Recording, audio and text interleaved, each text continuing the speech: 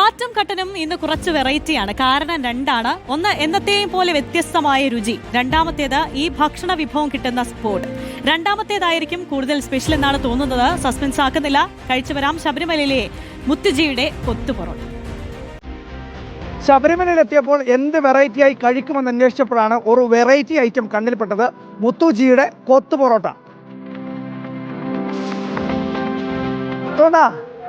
റെഡിയാ റെഡിയാ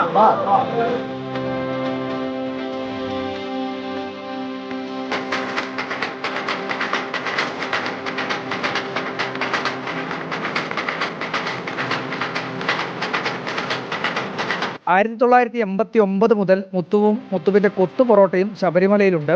പാണ്ടിത്താവളത്തിനടുത്താണ് മുത്തുവിൻ്റെ ഹരിഭവൻ ഹോട്ടൽ. ചെറുതായി തുടങ്ങി വലുതായി മാറിയതാണിപ്പോൾ മുത്തുവിൻ്റെ കൊത്തു പൊറോട്ടയുടെ സ്റ്റൈൽ.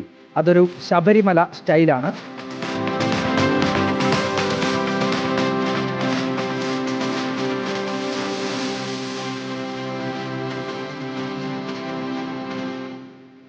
ഫസ്റ്റ് സവാള ഇടണം കുറച്ച്.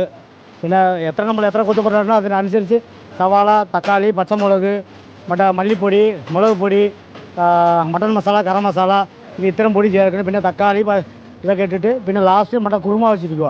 ആ കുറുമ പൊറോട്ട ഇട്ടിട്ട് കുറുമ ഒഴിച്ചിട്ട് പിന്നെ നല്ലപോലെ സവാളൊക്കെ വതങ്ങിയ ശേഷം പിന്നെ ചാര ഒഴിച്ചിട്ട് പിന്നെ അടിക്കാൻ തോന്നും. അടിച്ചാൽ സൂപ്പർ കൊത്തു പൊറോട്ട ആവും.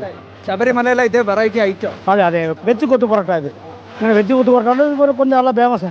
നല്ല എരിവ് കൂട്ടി ഇവിടെ പറഞ്ഞ സ്റ്റാഫുകാർ എല്ലാ സാമിയാർക്ക് എല്ലാവർക്കും ഇഷ്ടപ്പെട്ട് ഇവിടെ കഴിക്കുക.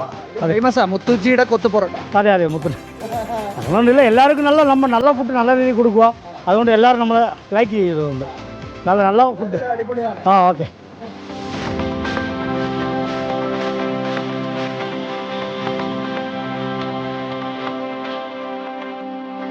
മുത്തുജിയുടെ കൊത്തു പൊറോട്ട കഴിച്ചു നോക്കട്ടെ.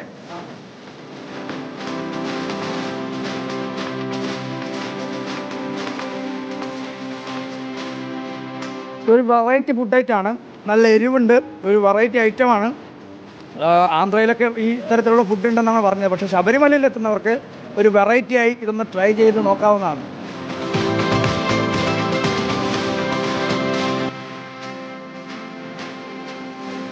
വീഡിയോ ജേർണലിസ്റ്റ് റിജു ഇന്നലെക്കൊപ്പം reporter Arjun Kalyad in reporter Sabarimala.